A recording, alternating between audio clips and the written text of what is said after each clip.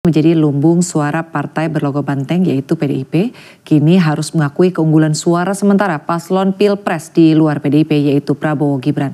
Apa yang menjadi penyebab? Dan untuk membahas hal ini sudah hadir bersama saya Mas Hanta Yuda selaku Direktur Eksekutif Poltreking. Selamat malam Mas Hanta, bagaimana kabarnya di malam hari ini? Selamat malam Sinta, alhamdulillah kabar baik. Baik, Mas Hanta, mengamati hasil sementara ya, quick count. Paslon nomor urut 2 ini kita lihat memang unggul. Kalau dari kacamata Mas Hanta sendiri atau mungkin dari berbagai lembaga survei kita lihat ini memang juga hasilnya sama. Nah, apa sebetulnya faktor yang menyebabkan Prabowo Gibran ini ternyata memang mampu melampaui hasil survei yang ada selama ini? Ya, memang kalau dibandingkan survei, ada beberapa analisa saya berdasarkan data tertinggal dan quick count per hari ini, Sinta. Pertama, survei dilakukan pada bulan Januari akhir. Artinya ada 14 hari atau setengah bulan atau 2 minggu setelah survei yang tidak terpotret lagi. Nah, kemungkinannya ada dua. Saya menggunakan analisis tren dulu.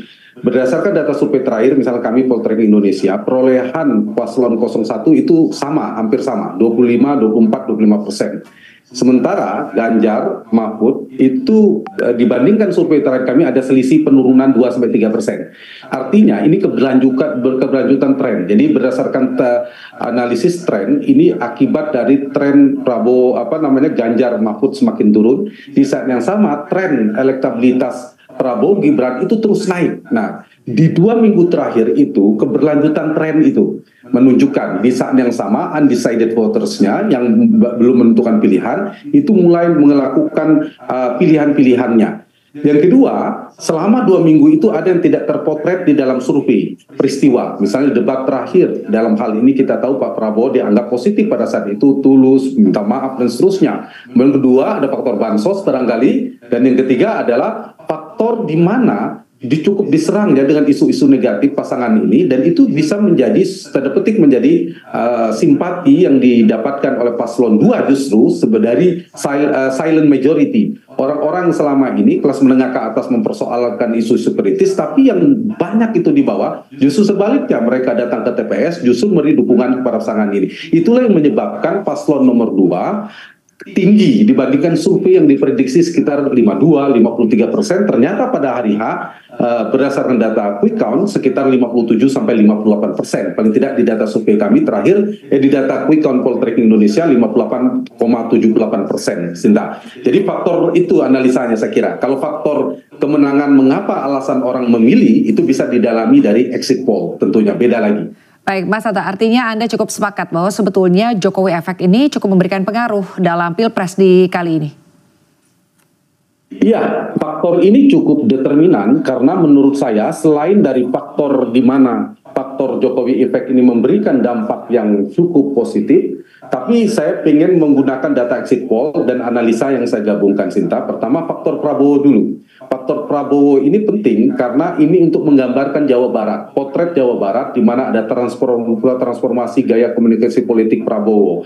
Kemudian Jawa Barat ini potretnya menang 60% ini menunjukkan masih bertahannya Prabowo di basis suaranya. Kan untuk khusus Jawa Barat, Banten itu bukan faktor Jokowi. Jokowi pun kalah bertarung di 2014 dan 2019 dengan Prabowo. Jadi kemampuan Prabowo bertahan, tidak berpindah ke Anies Baswedan seperti setahun yang lalu Poltreking melakukan survei sempat Anies di atas Prabowo. Tapi pada hari ini berdasarkan data quick count kemungkinan mendekati 60% perolehan di Jawa Barat. Potret Jawa Barat itulah faktor Prabowo. Dan itu terkonfirmasi di dalam hasil exit poll nanti bagian akhir saya katakan. Nah, yang kedua saya ingin menjawab pertanyaan Sinta tadi adalah faktor Jokowi atau Jokowi effect, di mana potret paling terangnya adalah di basis Jokowi, terutama di lumbung utamanya Jawa Tengah. Provinsi Jawa Tengah ini sulit untuk mengatakan bahwa ini faktor Prabowo. Tanpa Jokowi nggak mungkin Prabowo bisa menang di Jawa Tengah, kira-kira gitu. Nah, apa yang menyebabkan dua faktor di dalam Jawa Tengah ini? Karena Pak Jokowi tingkat kepuasannya sangat tinggi, terutama di Jawa Tengah dan sebagainya. Kemudian di saat yang sama kita tahu wakilnya Prabowo adalah Jokowi Junior, ya alias Gibran. Dan karena itulah faktor Pak Jokowi berhasil menggeser, memindahkan pemilih Ganjar bermigrasi besar-besaran atau eksodus ke Prabowo Gibran. Potretnya adalah Jawa Tengah. Jadi biasanya kita mengatakan di 3 lumbung besar 47% pemilih di 3 provinsi besar ini menang 2 di antara 3 Sinta dibilangkan pemenang Pilpres. Kali ini 2024 menang di 3-3-nya paslon nomor 2. Nah itu potret Jawa Tengah ada faktor Jokowi yang paling terang. Yang ketiga Jawa Timur, faktor Jokowi versus Prabowo masih juga bertahan. Ini faktor fusi, penggabungan, rekonsiliasi mereka berhasil terpotretkan di Jawa Timur yang menang tebal juga. Sekitar tadi Jawa Tengah 53% perkiraannya 50-53% melampaui Ganjar cukup jauh di 30 sekian persen. Kemudian Jawa Timur berdasarkan data quick count sekitar 65-66%. Ini juga kemenangan tebal bagi Prabowo Gibran di Jawa Timur karena faktor itu tadi. Jadi berdasarkan data exit poll ada 4 faktor utama. Ketika kita menanyakan kepada 12.000 responden kami melakukan exit poll polling setelah keluar di TPS 31% mengatakan faktor figur Prabowo yang tegas, berani dan seterusnya, faktor Prabowo. Yang kedua, 22% mengatakan faktor paslon 2 membawa isu narasi perubahan keberlanjutan Jokowi. Nah, disinilah faktor Jokowi. Dan yang ketiga, faktor program makan gratis dan susu gratis itu 10%. Dan yang keempat, 4,9% mengatakan karena faktor gimmick gemoy. Jadi gemoy ada juga, tapi cuma 4,9%. Jadi secara ringkas saya ingin mengatakan faktor paling determinan adalah faktor Jokowi dan Prabowo sendiri, alias faktor kemenangan yang paling menentukan. Saya sering mengistilahkan faktor Joko Subianto atau Prabowo Widodo. Baik, Mas Hanta, mengamati paslon 2 yang suaranya unggul begitu ya, unggul di kisaran 58%, untuk sementara kita lihat hasilnya demikian. Lalu kita lihat juga untuk suara partai nih Mas Hanta, kita lihat suara partainya sendiri ini untuk PDIP masih unggul walaupun memang mungkin tidak segagah di pemilu sebelumnya. Bagaimana Anda melihat fenomena ini Mas Hanta? Ya, PDIP memang betul masih unggul. Ada beberapa faktor yang menyebabkan sebenarnya PDIP turun suara dibandingkan sebelumnya. Kalau berdasarkan data quick count sekitar 17% di data kami, ada yang 16%. Sementara pada pemilu 5 tahun yang lalu 19%. PDIP masih bisa bertahan ini 2 faktor, karena PDIP masih punya basis yang lumayan di Jawa Tengah dan sebagainya, meskipun ada penurunan sekitar 2-3% potensinya. Tapi di saat yang sama, partai yang tadinya diprediksi banyak orang, partainya Prabowo Subianto yaitu Gerindra, harusnya efektif mendapatkan kotel efek atau efek ekor jas, tapi ternyata tidak terlalu besar kenaikannya, bahkan hanya 13%, mirip dengan perolehan 5 tahun yang lalu. Itu menyebabkan PDI Perjuangan tetap bertahan, terutama di kantong utamanya, kandang banteng di Jawa Tengah terutama. Yang kedua, ada fenomena teori namanya split ticket voting, di mana tidak linearnya atau unlinear pemilih antara memilih pilpres dan partainya.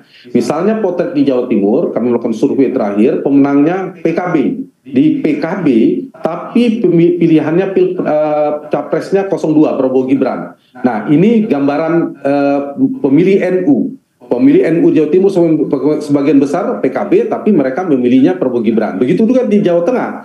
Mereka memilih PD Perjuangan atau di Bali beberapa daerah, tapi mereka capresnya tidak ke Ganjar juga banyak. Justru memilih ke Prabowo Gibran. Jadi fenomena inilah yang menyebabkan kalau kita lihat di data, paslon 2 itu partai yang mendukungnya, 4 partai utama, Golkar, Gerindra, Demokrat, dan PAN, itu perolehan sekitar 45%. Sementara capres 02 di 57-58%. Jadi faktor itu salah satunya, ditambah di Jawa Tengah kita lihat juga ada tergerusnya suara PD Perjuangan. Tapi bisa diprediksi pemenang pileg adalah PD Perjuangan, Sinta. Baik, Mas Hanta, lalu kita lihat juga untuk hasil quick count. Apakah nanti dengan hasil recount yang dikeluarkan oleh KPU akan jauh, artinya akan ada di persentase berapa perbedaannya, Mas Hanta?